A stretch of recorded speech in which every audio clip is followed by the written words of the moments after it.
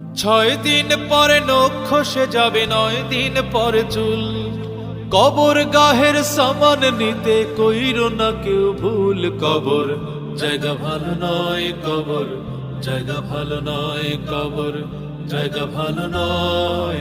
আমল দিয়ে কবর গৃহ সাজিয়ে নিতে হয়। 17 দিনে পেট ফেটে শেষ প্রকার খাদ্য হবে। 60 দিন পরে গোশ থাকবে না, কঙ্কাল পড়ে রবে।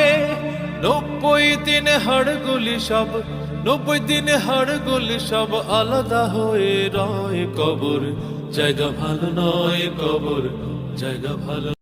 আজকে মরলে কালকে 2 দিন পরের দিন কেউ কাঁদবে না।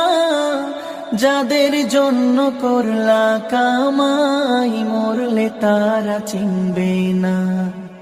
থাকতে সময় করো আমল, ঈমান করো খাঁটি।